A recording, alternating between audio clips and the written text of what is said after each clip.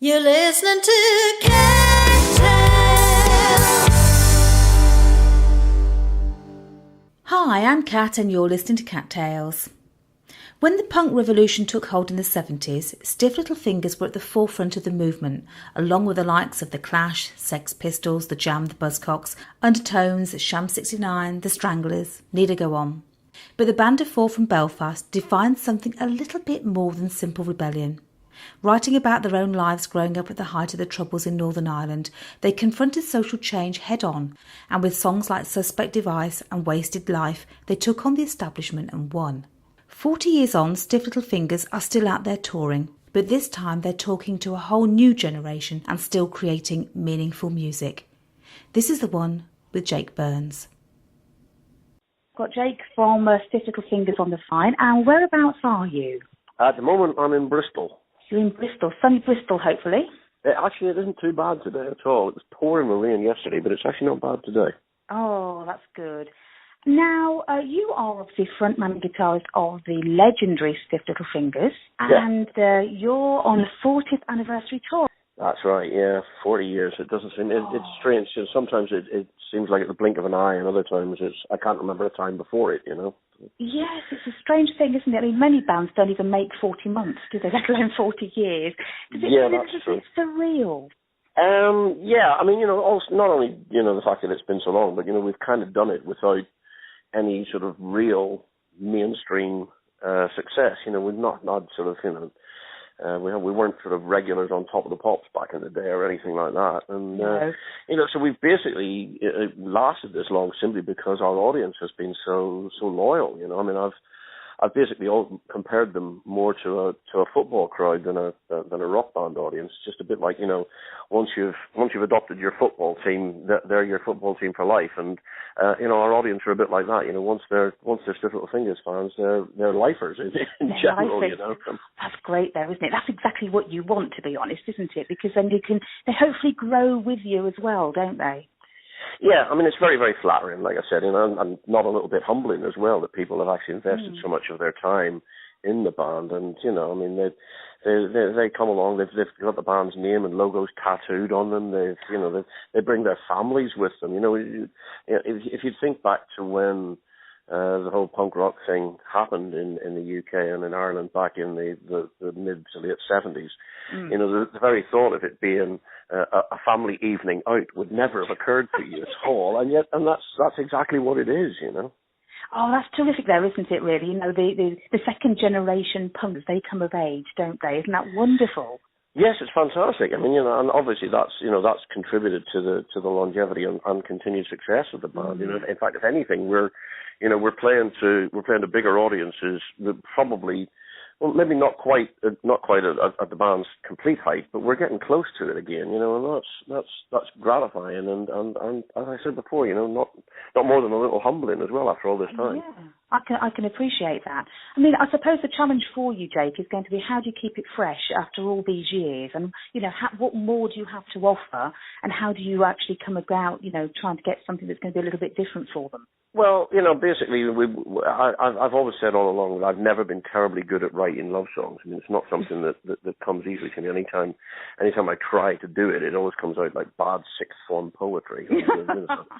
So, you know, I tend to steer clear of that. I mean, generally when I'm writing songs, I write about things that upset my sense of justice and what kind of should be right with the world. And, you know, over the years, there's certainly been no shortage of inspiration for that. And at the moment, if anything, it's, you know, there's a lot of stuff that I find distasteful. You know, I mean, so it's not difficult to find things to write about. And I think that, you know, that coupled with the fact that, as I mentioned, you know, we never really became rock stars in the accepted sense of the term. You know, we never made so much money that we were completely divorced from everyday life. I mean, I think that, you know, the home lives of all of the guys in the band are probably very, very similar to the majority of our audience, which means that, you know, things that affect our everyday lives affect theirs as well. So, I mean, for example, in, you know, the last major recession, my wife lost her job. As a consequence of which we lost our apartment. We had to, I love the modern term, we had to downsize, which basically means you're broke, so you have to buy a smaller place, you know. And so we had to go through that, and and lots of people did, and I think that the fact that we were able to write songs that reflected that, it strikes a chord with a lot of our audience, and that's one of the reasons that they're still there. Yeah, sure, I can totally relate to that. You're notorious for your political statements, though, aren't you? Despite the fact, obviously, you're talking about what has happened in your life, and of course, politics and the state of the country or the state of the world affect everybody. Sure. So, I mean, do you have a bias towards actually making a statement and really leading the way and trying to actually say, things can get better, or be that rebellious young youthful band that you were? Is that still in your blood? I think obviously we grew up in Northern Ireland through the whole troubles and the civil unrest there. So I think that coming from that background, you can't help but be politically motivated. That really is your everyday life, and that's something that certainly shaped all four of us when we started the band. I mean, obviously now there's just myself and Ali left from that original lineup. But I think once that does get into your system, then you are always looking for something that's better, something that's fairer, something that's more equal. And we always tried to veer away from party politics, although you wouldn't have to scratch too deeply on the surface of our lyrics to see exactly certainly where my sympathies would lie. But I've tried never to be a hectoring presence on stage. I've tried never to stand up there and give political speeches, and I certainly don't have any solutions to the problems. I mean, if I did have the solutions, then I would probably be a politician rather than a musician. I mean, I see my role as a songwriter very much just as holding a mirror up to society and pointing these things out and saying, look, this is happening. I don't think it's right, but how do you feel about it? What can we do to fix it? Like I said, I don't have the answers. I just sort of see ourselves as pointing these things out. And, again, I think from that point of view then, we've been reasonably successful. And, if nothing else, it sparks debate. And I think, the more people talk about problems, the more chance you have of finding a solution to them. Yeah, absolutely. And I think that debate is a really important point, isn't it? Especially in today's sort of day and age when there's a lot going on, as you alluded to earlier. But looking back to those early days when obviously punk was about rebellion, did you ever have a sense of the subject matter that you were talking about, Belfast and the Northern Ireland troubles and sectarianism, etc.? Did you have a sense that, actually, do you know what, this may not be a good idea. I could be setting myself up for, for a fall or at the very worst, some danger? I mean, to be honest, it obviously, you were aware that was a possibility. But I don't think, again, had we, achieved sort of U2 success or whatever, then I think we'd have probably been in more danger of attracting unwanted attention. I think in general, like I said, simply because we adopted like I said, a reflective stance on it, and just basically said this is what's happening, held a mirror up to it. We were viewed more as almost as like a sort of a journalistic, sort of a rock and roll form of journalism almost. And I think also, again, both sides equally adopted and rejected us as their own, So we never actually, we never set out to say one side was right and the other side was wrong. Right. We basically said, that. All this violence was effectively sort of curtailing everybody's normal life over there, and it was actually the means to the end rather than either end that we were criticising. Yeah, sure. I mean, looking back to something like Inflammable Material, your first album, straight out there, got the backing of John Peel, which is great. Now it's looked back on as being one of punk's landmark and angry albums, but at the time, did it feel like you were actually making a defining moment in history, or was it just something you wanted to do? No, I mean, and I don't think anybody feels that way when they make a record. Certainly not making your first record. I mean, your first record is basically just the chance to chronicle what you've done up to that point. And the other thing to bear in mind with regards to Inflammable Material was we hadn't got a record contract when we made it. I mean, we made it with Rough Trade, who very kindly stepped in and said, we just finished supporting the Tom Robinson Band around the UK, and we were convinced we would get a record deal off the back of that, but no major label came forward. and the guys from Australia basically said to us, look, we've released Alternative Ulster for you. We've never made an album. You've never made an album. Why don't we make it together and see how it goes? So, it was done very much on a handshake. And so as far as we were concerned, it was just basically a chance to record those songs for posterity, if you like, because, again, as things stood at that time, with no ongoing record contract, for all we knew, that was the only record we were ever going to get to make. So it was just a case of, well, this is something you can play to your grandchildren and say, this is what Granddad did when he was young and foolish, So, and, obviously, like you said, I mean, the Peel support was vital, absolutely vital, not just for us, but for, a million bands going back as far as Pink Floyd, in the 60s. So, I think that once we'd gotten that and the press interest we were getting on the tour, and then, of course, the album was a success. So that's, suddenly then we find ourselves from being in the position of, well, we've made this record, we've recorded those songs, maybe this is the end of it, to, suddenly then we did have a record contract, and suddenly it was an ongoing thing, Yeah, and it's only when you look back, isn't it, that you see, actually, that was quite an important moment, and you don't know those moments at the time, do you? Yeah, exactly. I mean, I don't think anybody realises, just how momentous certain things can be. It is, like you said, only when you look back you think, well, certainly in our career, that was huge. Yeah. I mean, if you're looking back and just thinking other things in retrospect, have there been other specific moments that now you look back and you go, that was one there? I mean, it might have been last week, for example, but there was a moment. Is there anything that springs to mind? The only thing that always comes back to me is, well, at the time, how just inevitable we all felt it was. I mean, we all felt that, this is what happens when you're, I think we'd probably watched too many episodes of The Monkees or something when we were kids. So it's like, we all felt that, this is how it works. You form a band, you make a record, it goes into the charts, you go on tour. That's how it works. Of course, looking back on it now, you realise that hundreds of bands form and sometimes never even get to make a record, and if they do, it doesn't necessarily go into the charts, and they don't necessarily get to go on tour. I think, and also at the time it seemed to us to take forever. Everything seemed so slow. Yeah. But again, looking back on it, the time scale was, we formed the band in April 1977.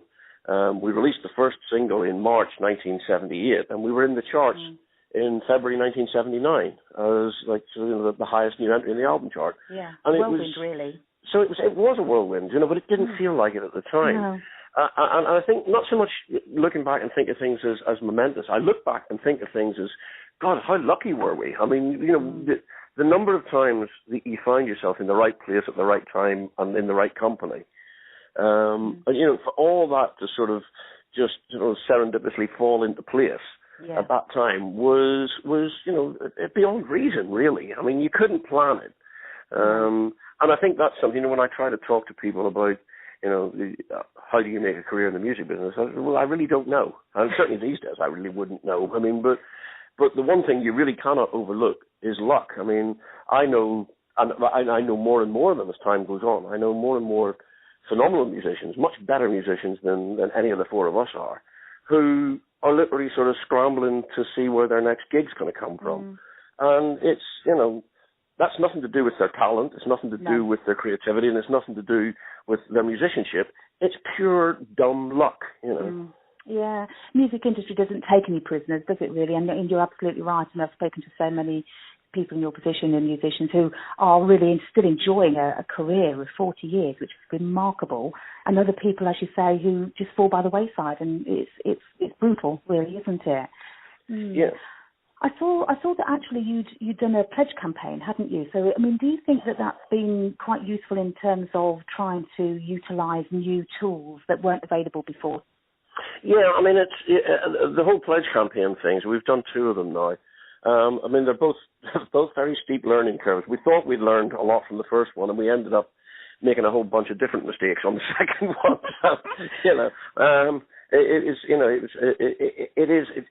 a learning. It's a steep learning curve because you're basically taking on every job involved in making a record. You have to organise the studio, you have to organise the producers, although we produce it ourselves, but you have to organise the engineers, you have to organise the pressing, you have to organise the artwork, you have to organise the distribution, and it's suddenly it's an awful lot of work on your part, but it is also incredibly freeing on the other side because you are a completely independent business. Obviously, it's reliant on the goodwill of the audience to buy the product in advance, if you like. But I kind of try and think of it as just sort of pre-ordering an album rather than, so you see these things on Amazon all the time. This title will be available in 2 months. You can order it now, and that's kind of the way it works. Yeah. But it's also interesting in so much as, I mean, the internet has pretty much killed any form of record sales and, in fact, traditional record companies. I mean, time was when we did actually sign our deal with Chrysalis Records, we were signed for 3 albums initially. And that was standard at the time. They would sign an act, and they wouldn't necessarily expect your first record to be a hit. They were willing to give you time to develop, and they were willing to put the money and the effort in to make that happen because they saw something in you. I mean, obviously, we were a slightly different case in so much as we'd already had a hit record, but that was commonplace with bands they would sign, and not just Chrysalis. It was across the business. And these days, even if you can find a record label that are willing to put money into a band, it really is very much, well, you'll get one record, and if it hits, great. If it doesn't, well, nice to have known you. And like I said, the internet has killed the sales of records simply because, again, once things became digitally available and you can make a perfect digital copy and put it on the internet. So you can release an album at 9 a.m. on the Monday morning. Somebody can buy that album, and by 9:30, there's a perfect copy of it available for everybody in the world to just download for free. So basically, it's suddenly, I remember the home taping is killing music campaign in the 80s. And it really wasn't. I mean, basically that was, you got a pretty poor copy of an album on a cassette. And if you liked it, you'd generally go and buy the album. But with this, it's a perfect copy. So it's effectively theft, but everybody seems to see it as a victimless crime. Of course, the victims are the musicians and the people who rely on them for work. Yeah. Yeah, it's a sad indictment, isn't it, of where the music industry's gone. And of course, you haven't got the charts in the same conventional way that you had before. You mentioned Top of the Pops before. We don't have that anymore, do we? No, I mean they've now divided the charts up by genre and stuff, which in a way is kind of fairer in terms of, because again we'd put an album out. I mean, in the case of the Nobody's Heroes record, our second album, we were given a midweek place, I think of number 2 or something. And then you find by the time the actual chart comes out at the weekend, you're actually slipped to number 8 because 5 greatest hits albums, or now that's what I call music style albums, have gone above you. And it's kind of, well, you're not competing against, you're not competing against like for like. It's not apples for apples. You're up against, Rod Stewart's greatest hits. Well, of course that's going to sell more than, an album of new music by a relatively unknown band. So, again, there's 2 sides to every story as always. And the splitting of the charts into genres actually meant that, bizarrely, with our last studio album, we actually got our first number 1 record. Yes, I saw that. Yeah, no, going back, got number 1, didn't it, in the BBC Rock album?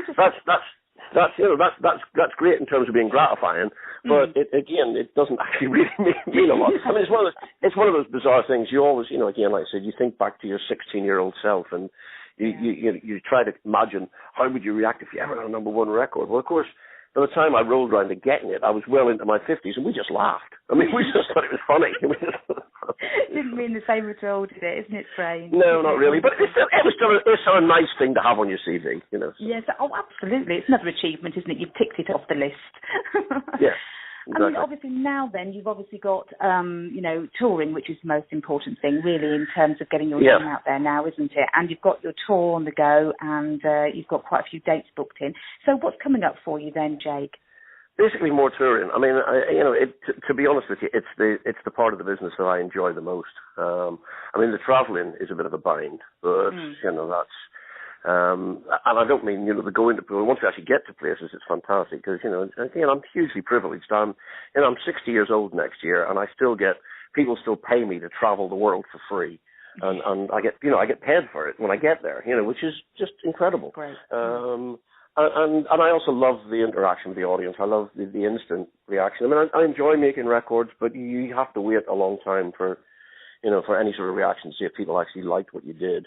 Whereas when you start in front of an audience, it's a living, breathing thing. You know, it's instant reaction, and it's not always instant good reaction, but it's instant reaction. You know, so yeah, and it's, you know, that's the thing I enjoy the most. So yeah, this tour, we finish. We would continue right through the end of the month in the UK, and then we've got, I think, about 10 days in Germany. So that takes us up to about the 10th of April, and so that section finishes. Then after that, I believe, what's the next thing we're doing?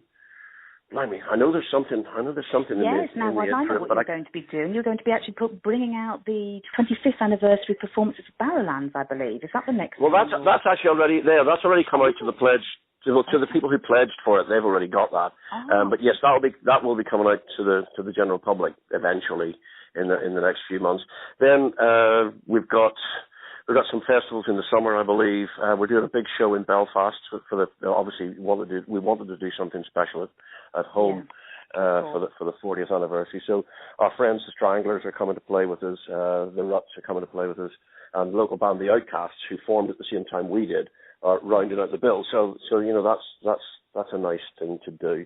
I'm doing my first ever solo outing. Okay. I've been asked by the Dropkick Murphys and Rancid are doing a dual headline tour of America in late July, early August, and they very kindly asked me. They said, you know, do you want to bring a guitar and come along and do half an hour every night before we play? And I thought, and the thing is, I used to drink quite a lot. I don't drink anything like as much as I used to, and they picked the one night I'd had a few to phone me and ask me this. And of course, sort of, you know, one glass of red wine too many, and I went, yeah, that sounds like fun, I'll do it. Of course, the next morning, the reality of it hits you, and you think, God, I've never actually stood on a stage on my own before. Oh, yes. Well, that's a new experience, isn't it, for you? And you know, these are not small bands. I mean, they're going to be playing to between 7,000 and 10,000 people a night. So the thought of going out on a stage in front of 10,000 rabid punk rockers and me with a little acoustic guitar and also playing some of our songs in a ballad style, I'm kind of, I instantly started to back out of it, and my wife was like, "Oh, you'll be fine. Stop moaning." You know? With all your experience, you will be fine, Jake. I can't believe for 1 minute it won't go well, but it must be. Actually, you'll feel like you're naked, won't you, on stage? That's the only problem. It is. I mean, yeah, to be a bit on my own is kind of. You know, at least as a band, you can always you can always blame somebody else when something goes wrong. But if you screw up on your own, it's kind of obvious who did it. You know, yes, it does a bit, doesn't it? Oh, look, that sounds absolutely wonderful, Jake. So I wish you all the best with that. I wish you best with Stick Fingers, obviously, but also with your solo naked tour. Which that's pretty much what it is. Yeah, pretty much what it is.